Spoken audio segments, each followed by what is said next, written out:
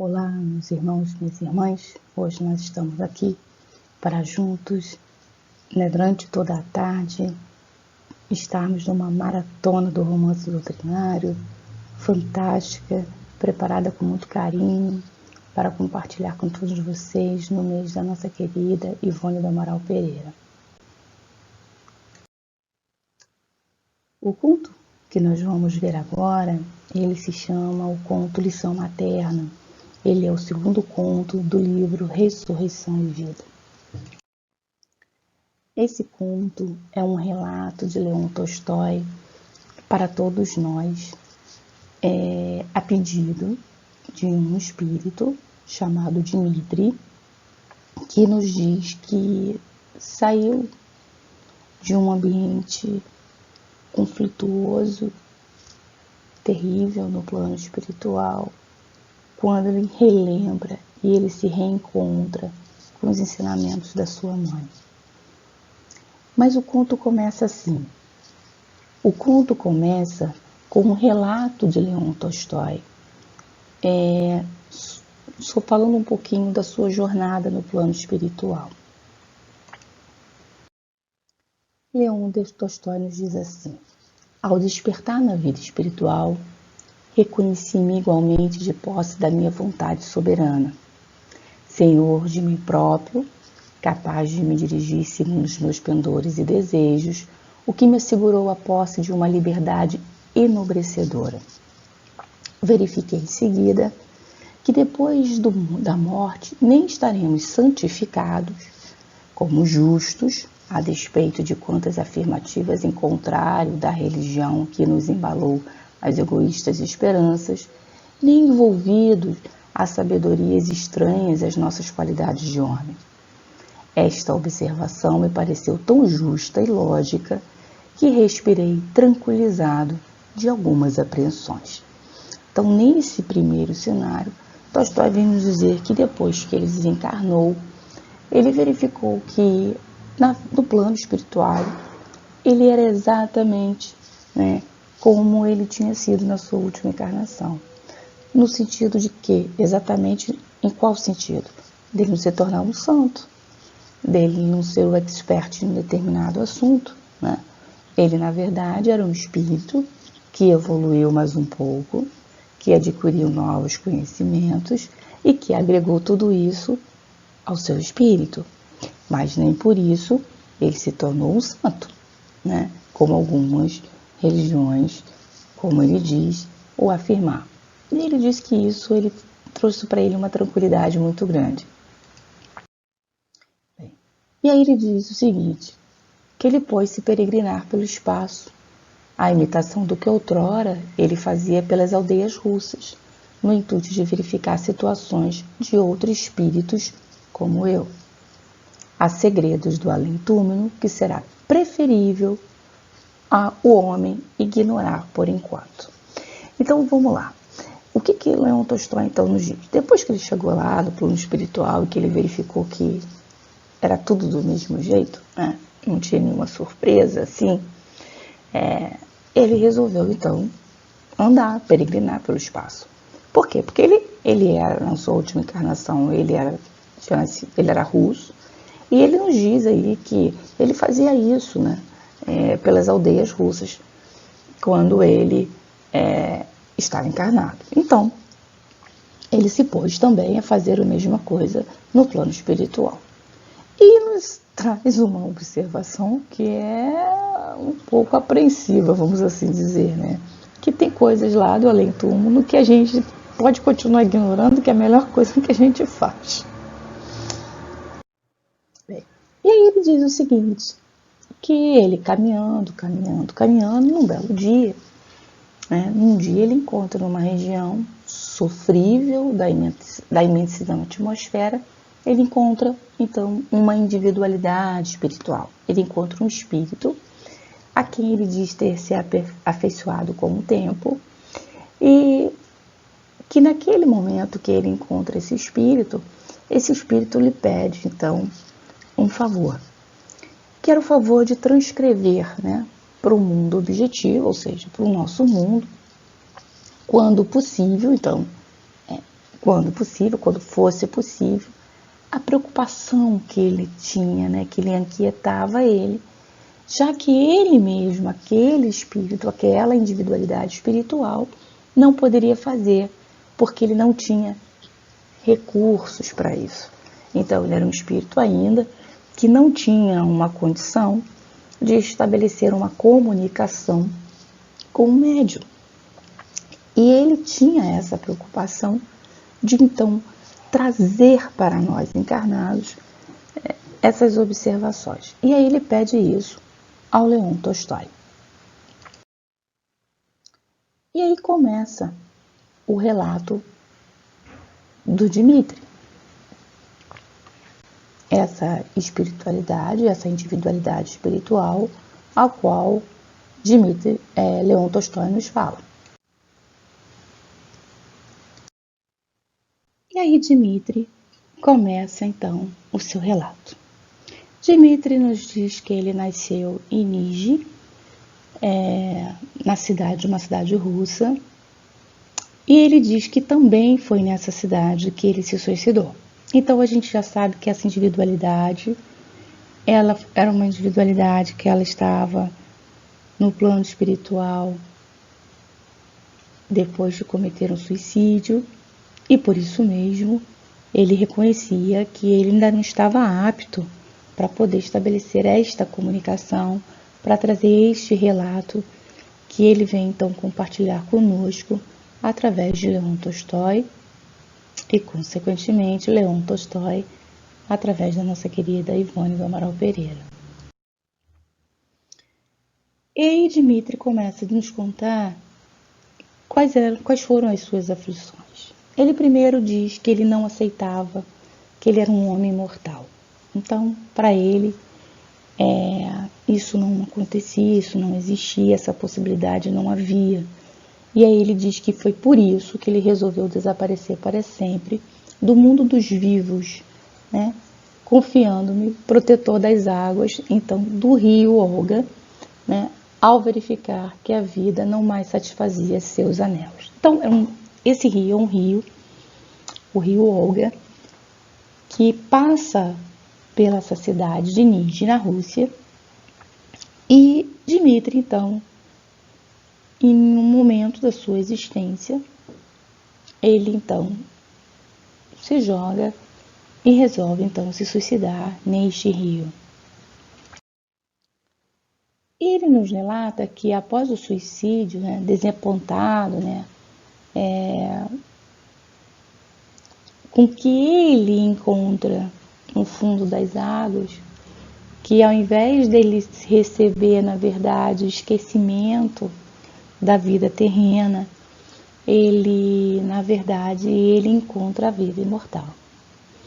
E naquele ato do suicídio, ele encontra, então, sempre no fundo das águas, toda aquela perturbação que a gente já sabe, a gente conhece, que é nos relatados na doutrina dos espíritos e nas grandes obras de Dona Ivone do Amaral Pereira, destacando ainda mais Memória de um Suicida.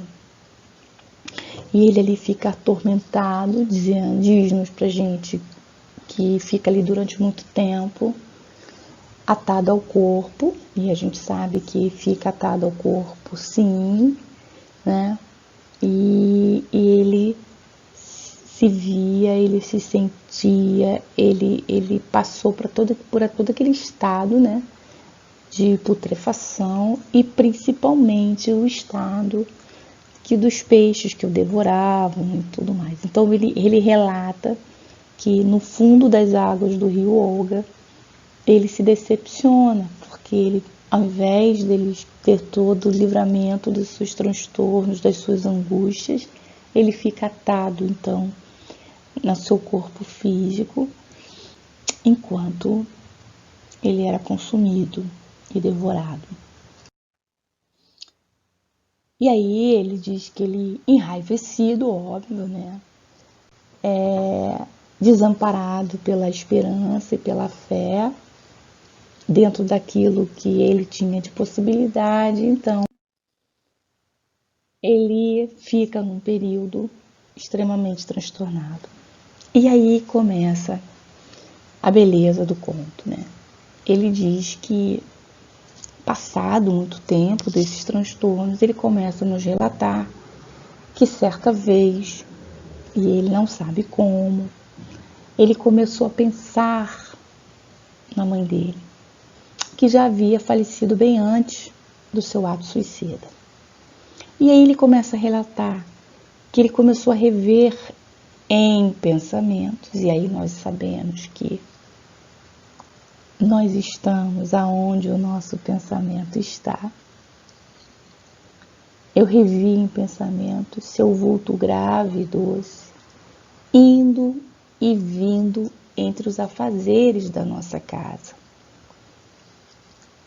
Minha mãe amava as escrituras santas e as lia o bastante para algo nos esclarecer durante os serões do longo inverno em nossa casa de Nish. Como todos nós sabemos, o inverno na Rússia, ele é muito intenso, ele é muito forte. E aí ele vem nos dizer que a mãe dele, naquele período do serão, naquele período do inverno, ela intensificava ainda mais as leituras das Escrituras Sagradas do Evangelho de Jesus.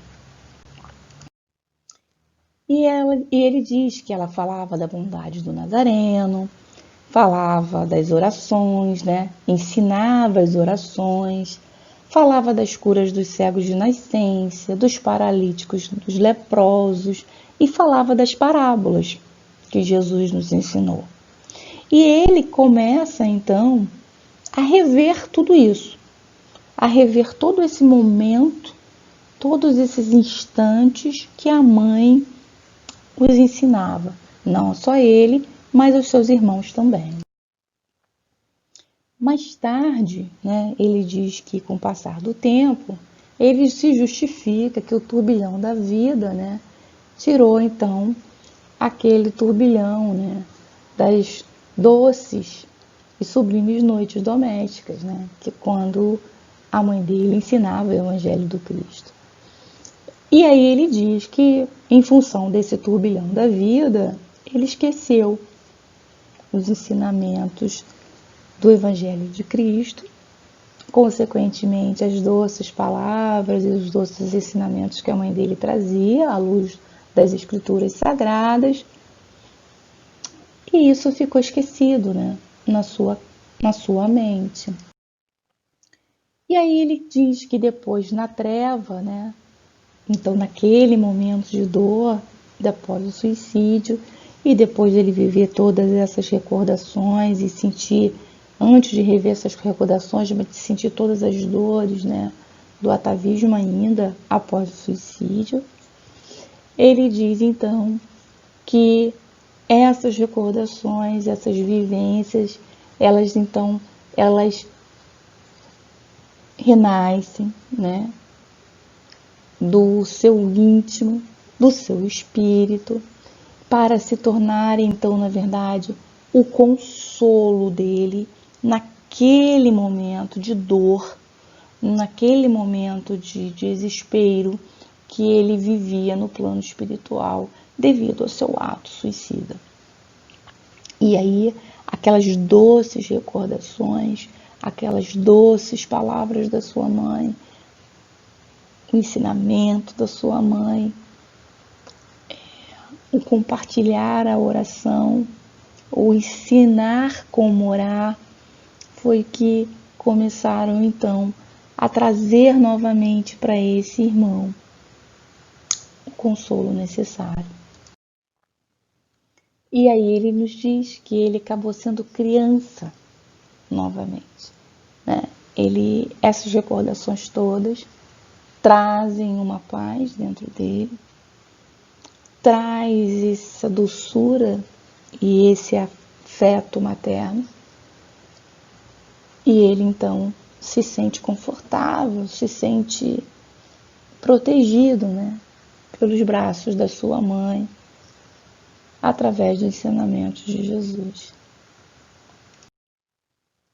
E aí ele diz que neste momento ele ora, né? E aí ele diz, ele é muito lindo, porque ele diz que ele ora sobre o colo da mãe dele, né? E aí ele diz que ele ora sobre o colo da mãe dele como um altar, qual pecador ante a imagem do seu anjo bom. E nesse momento ele compartilha conosco que a mãe dele foi o grande anjo para ele, que a mãe dele foi aquela pessoa que sempre ensinou o caminho correto, que a mãe dele foi aquela pessoa que sempre mostrou o amor de Jesus. E aí, no colo da mãe dele, ele de novo ora e pede com toda a sua força tudo que ele podia pedir a Jesus, né? Que pudesse dar a oportunidade dele resgatar tudo aquilo, né, que ele cometeu de equívocos na vida anterior.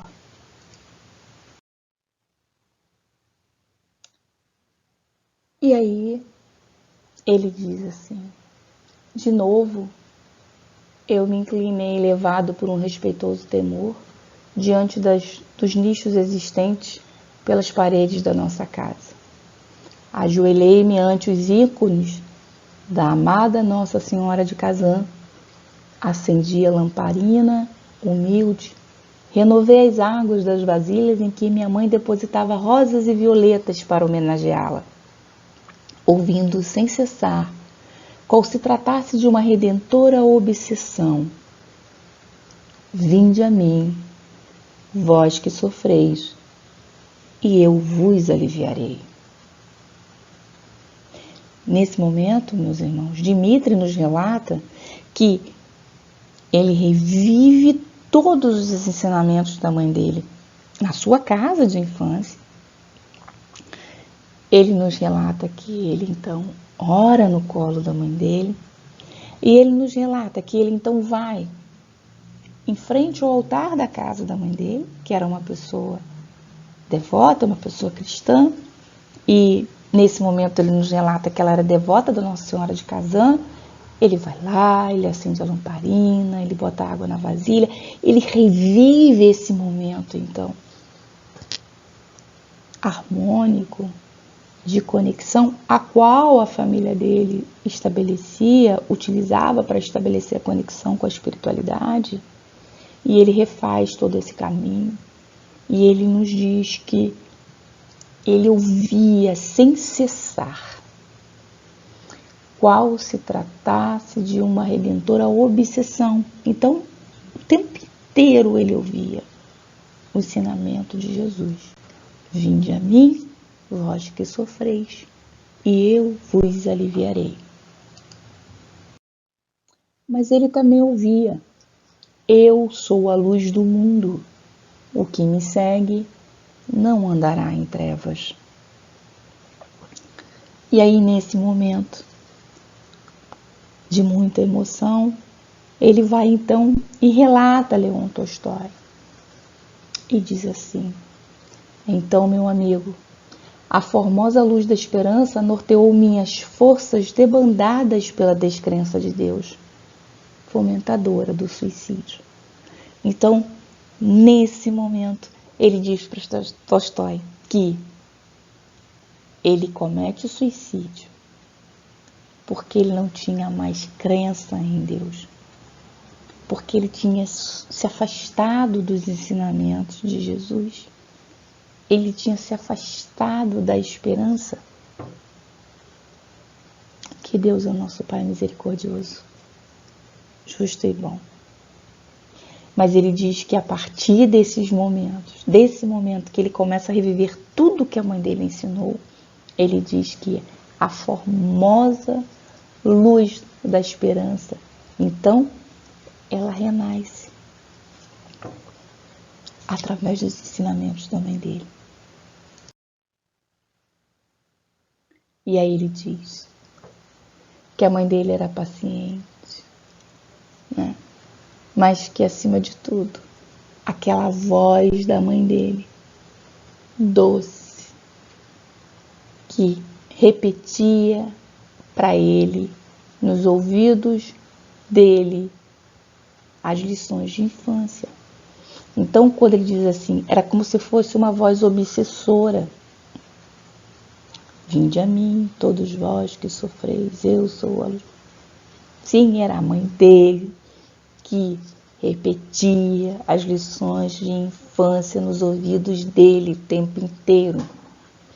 E ele diz que essas lições firmavam-se em meu pensamento com a força das recordações. Então a mãe falava no ouvido do espírito, Dmitri, e quanto mais ela falava, mais ele acionava essas recordações. E essas recordações ecoavam no seu coração e em todo o seu ser espiritual. E aí ele diz pra gente, né, que cada vez que ele recordava, cada vez que ele pegava força, ele dominava as ânsias e aniquilava as revoltas, para que ele conseguisse novamente o equilíbrio necessário para novos rumos no plano espiritual. Então, ele continua relatando para Leon Tolstói que, por meio das lembranças da infância, com as lições recebidas da boa vontade da minha mãe em me encaminhar para o bem, reequilibro-me agora, fortalecido para novas tentativas de progresso nas paisagens terrestres, as quais desonrei com uma vida irregular, que me precipitou no suicídio. Nesse momento, meus irmãos, ele diz o seguinte para nós,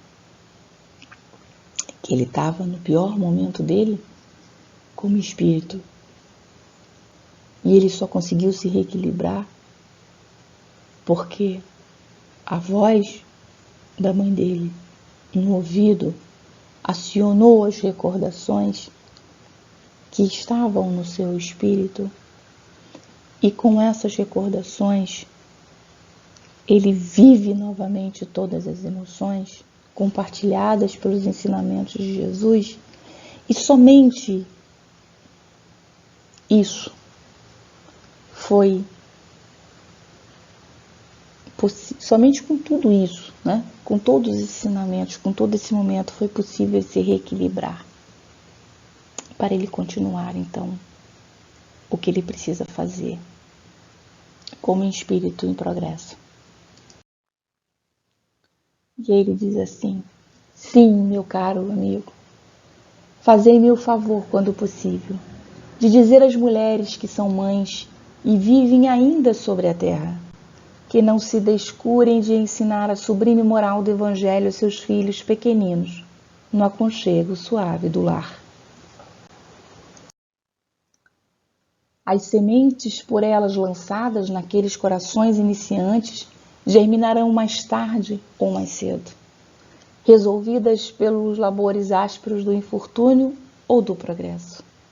Ainda mesmo se torturas consequentes de um suicídio os assinalarem no mundo das almas sofredoras como mais crentes, que necessitarão repetir as experiências dolorosas da vida terrestre a que se desejaram furtar pelos engodos da violência suprema. Todo o conto, que é lindo, lindo, ele tem todo uma carga de emoção e toda uma carga de um chamado de responsabilidade nesses dois últimos parágrafos. Porque toda mulher que é mãe, ela tem essa responsabilidade. Ela tem a responsabilidade de dividir os ensinamentos do Evangelho de Jesus com seus filhos. Ela tem a responsabilidade de compartilhar e ensinar os seus pequeninos como acionarem a espiritualidade maior. E ele pede a Leon Tolstói que traga esse primor de relato dolorido triste, mas ao mesmo tempo extremamente emocionante, que na verdade é realmente uma grande lição materna. Não uma lição que a mãe vai ensinar ao seu filho, mas a lição que ele nos passa como mãe. E aí Leon Tolstói termina com essa frase, o conto: aí fica a mulher, o recado de um filho que somente encontrou forças para as tarefas do resgate das próprias faltas, nas lições de fé e de moral que sua mãe lhe ministrara na infância. Quanto aos desacertos da vida dele, o fizeram um réprobo de além-túmulo. Então, meus irmãos e minhas irmãs, que possamos nos apropriar desta pequenina, profunda lição materna.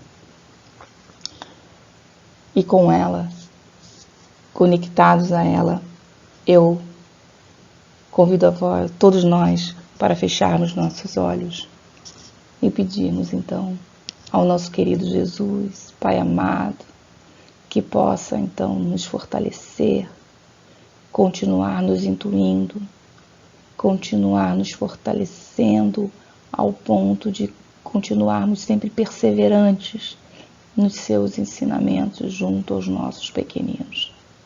Pequeninos esses que podem ter acabado de nascer. Pequeninos esses que podem estar na primeira infância, que podem ser adolescentes, que podem ser jovens e que podem ser adultos. Porque para uma mãe, o seu filho não tem idade. Então, Senhor, a vós pedimos que fortaleça. E a Maria, rogamos que possa continuar intuindo e envolvendo todas as mães do plano terrestre, para que possa então fazer com que as nossas vozes possam ecoar nos espíritos de cada um dos nossos filhos neste momento reencarnatório, para que possamos cumprir a nossa missão, tão bem apresentada pelo Dmitri, pelo nosso querido espírito Leon Tolstói, através da nossa querida Ivone do Amaral Pereira. Que toda a espiritualidade nos ilumine, nos ampare, nos fortaleça, para que possamos continuar firmes e fortes junto aos ensinamentos do Cristo. Que assim seja. Graças a Deus. Convido a vocês para continuarem conosco na nossa maratona do romance doutrinário. Até lá. Um grande abraço.